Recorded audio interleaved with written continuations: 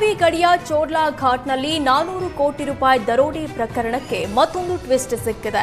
ಬೆಳಗಾವಿಯಲ್ಲಿ ಎಫ್ಐಆರ್ ದಾಖಲಿಸುವಂತೆ Belagavi SP K ರಾಮರಾಜನ್ಗೆ ದೂರು ಕೊಟ್ಟಿದ್ದ ಉದ್ಯಮಿ ಸಂದೀಪ್ ಪಾಟೀಲ್ ಪತ್ರ ಬರೆದಿದ್ದಾರೆ.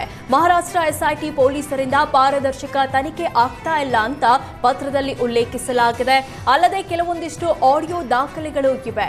ಅವುಗಳ ಆಧಾರದ ಮೇಲೆ ಎಫ್ಐಆರ್ ದಾಖಲಿಸಿ ತನಿಖೆ ನಡೆಸಿ ಅಂತ ಒತ್ತಾಯಿಸಿದ್ದಾರೆ. ಪ್ರಕರಣಕ್ಕೆ ಸಂಬಂಧಿಸಿದಂತೆ ಮಹಾರಾಷ್ಟ್ರ ಎಸ್ಐಟಿ 8 ಮಂದಿ ಆರೋಪಿಗಳನ್ನು ಬಂಧಿಸಿದ್ದಾರೆ. ಈಗಾಗಲೇ ಎಸ್ಐಟಿ ತಂಡದ ವಿರುದ್ಧ ಮಹಾರಾಷ್ಟ್ರ ಪೊಲೀಸ್ ಮಹಾನಿರ್ದೇಶಕರು ಬಾಂಬೆ ಹೈಕೋರ್ಟ್ಗೆ ದೂರು ನೀಡಿದ್ರು. ಈ ಬೆನ್ನಲ್ಲೇ ಎಸ್ಐಟಿ ತಂಡದ ವಿರುದ್ಧವೇ ಸಂದೀಪ್ ಪಾಟೀಲ್ ದೂರು ಕೊಟ್ಟಿದ್ದಾರೆ. ತನಿಖೆಯ ದಿಕ್ಕು ತಪ್ಪಿಸುವ ಪ್ರಯತ್ನ ನಡೆದಿರುವ ಶಂಕೆಯನ್ನ ವ್ಯಕ್ತಪಡಿಸಿದ್ದಾರೆ. ಕಾಂಗ್ರೆಸ್ನಲ್ಲಿ ಅಧಿಕಾರ ಹಂಚಿಕೆ ಕಿತ್ತಾಟದ ಕಿಡಿ ದಿನೇ ದಿನೇ ಹೆಚ್ಚಾಗ್ತಾ ಇದೆ. ಸಿಎಂ ಸಿದ್ದರಾಮಯ್ಯ ನಾ ಕೊಡೆ ಅಂದ್ರೆ ಡಿಸಿಎಂ ಡಿಕೆ ಶಿವಕುಮಾರ್ ನಾ ಬಿಡೆ ಅಂತ ಪಟ್ಟು ಹಿಡಿದಿದ್ದಾರೆ. ಅದರಲ್ಲೂ ದೆಹಲಿಯಲ್ಲಿ ವರಿಷ್ಠರ ಭೇಟಿ ಮಾಡಿ ಬಂದ ಬಳಿಕ ಡಿಕೆಶಿ ವಿಶ್ವಾಸ ಮತ್ತಷ್ಟು ಗಟ್ಟಿಯಾಗಿದೆ ಎನ್ನಲಾಗ್ತಾ ಇದೆ. ಈ ಮಧ್ಯೆ ಡಿಕೆಶಿ ಪರ ಮತ್ತೆ ಶಾಸಕ ಗಣಿಗ ರವಿಕುಮಾರ್ ಬ್ಯಾಟಿಂಗ್ ಮಾಡಿದ್ದಾರೆ. ಡಿಕೆ ಶಿವಕುಮಾರ್ ಅವರು ಮುಖ್ಯಮಂತ್ರಿ ಆಗಲೇಬೇಕು, ಅವರು ಸಿಎಂ ಆಗುವುದನ್ನ ಯಾರಿಂದಲೂ ತಪ್ಪಿಸಲು ಸಾಧ್ಯವಿಲ್ಲ.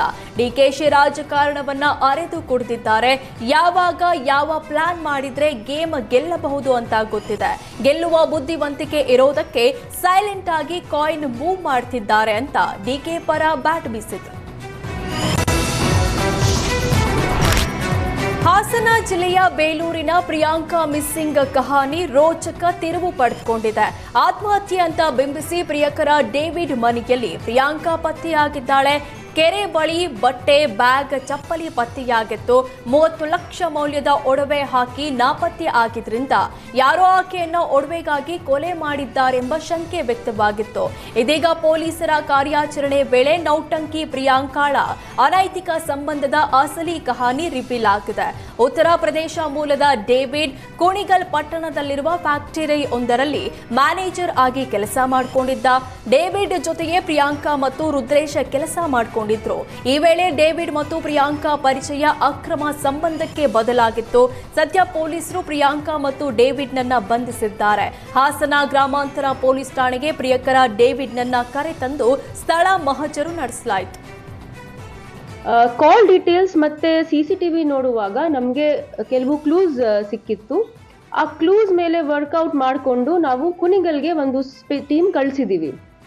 ಅಲ್ಲಿ ನಮಗೆ ಅವರು ಸಿಕ್ಕಿದ್ದಾರೆ, ಅವರು ಸುರಕ್ಷಿತಿದ್ದಾರೆ, ಬದುಕಿದ್ದಾರೆ. ಅವರಿಗೆ ರಿಕವರ್ ಮಾಡಿಕೊಂಡು ನಾವು ಇಲ್ಲಿ ವಾಪಸ್ ಬಂದಿದ್ದೀವಿ. ಈಗ ಎನ್ಕ್ವೈರಿ ನಡೀತಾ ಇದೆ. ಒಬ್ರು ಪರಿಚಿತ್ ಅವರು ಮನೆಗೆ ಇದ್ರು. ಅವರು ಪ್ರೈಮರಿ ಮಾಹಿತಿ ಪ್ರಕಾರ ಗಂಡನ ಜೊತೆಗೆ ಇರಕ್ಕೆ ಅವರಿಗೆ ಇಷ್ಟ ಇರಲಿಲ್ಲ. ಬೇರೆಯವರ ಜೊತೆಗೆ ಸಂಸಾರ ಮಾಡಲಿಕ್ಕೆ ಅವರದು ಪ್ರೈಮರಿ ಮಾಹಿತಿ ಪ್ರಕಾರ ಪ್ಲಾನ್ ಇತ್ತು. ಅದಕ್ಕೆ ಈ ಥರ ಅವರು ಮಾಡಿದ್ದಾರೆ. ಹಿರಿಯೂರು ಕಾಂಗ್ರೆಸ್ ಮುಖಂಡನ ಮೇಲೆ ಪಿಎಸ್ಐ ಹಲ್ಲೆ ಆರೋಪ ಕೇಳಿ ಬಂದಿದೆ. ಕಾಂಗ್ರೆಸ್ ಮುಖಂಡ ಮಂಜಣ್ಣ ಎಸ್ಪಿ ರಂಜಿತ್ಗೆ ದೂರು ನೀಡಿದ್ದಾರೆ. ಈ ಬೆನ್ನಲ್ಲೇ ಪಿಎಸ್ಐ ಮಹೇಶ್ ಗೌಡ ವಿರುದ್ಧ ಎಫ್ಐಆರ್ ದಾಖಲಾಗಿದೆ. ಬೆಂಬಲಿಗರ ಟಿಪ್ಪರ್ ವಶಕ್ಕೆ ಪಡೆದಿದ್ದನ್ನ ಮಂಜಣ್ಣ ಪ್ರಶ್ನಿಸಿದ್ದಾರೆ. ಈ ವೇಳೆ ಪಿಎಸ್ಐ ಮಹೇಶ್ ಗೌಡ ಕಾಂಗ್ರೆಸ್ ಮುಖಂಡನ ಎದೆ, ಬೆನ್ನು ಭಾಗಕ್ಕೆ ಹೊಡೆದು ದರ್ಪ ಮೆರೆದಿದ್ದಾರೆಂದು ಆರೋಪಿಸಲಾಗಿದೆ.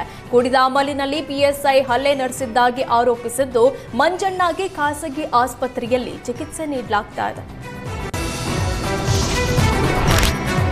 ಫರ್ನಿಚರ್ ಮಳಿಗೆಯಲ್ಲಿ ಆಕಸ್ಮಿಕವಾಗಿ ಬೆಂಕಿ ಹೊತ್ಕೊಂಡಿದ್ದು ಲಕ್ಷಾಂತರ ರೂಪಾಯಿ ಮೌಲ್ಯದ ಫರ್ನಿಚರ್ ಅಗ್ನಿಗೆ ಆಹುತಿಯಾಗಿದೆ.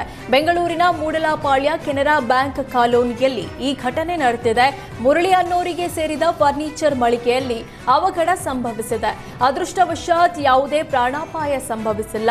ಬೆಂಕಿಯ ಕೆನ್ನಾಲಿಗೆಗೆ ಫರ್ನಿಚರ್ ಮಳಿಗೆ ಎದುರಿಗಿದ್ದ 2 ಮರಗಳಿಗೂ ಬೆಂಕಿ ಆಹುತಿಯಾಗಿದೆ. ಕೊನೆಗೂ ಬೆಂಕಿ ನಂದಿಸುವಲ್ಲಿ ಅಗ್ನಿಶಾಮಕ ಸಿಬ್ಬಂದಿ ಯಶಸ್ವಿಯಾಗಿದ್ದಾರೆ.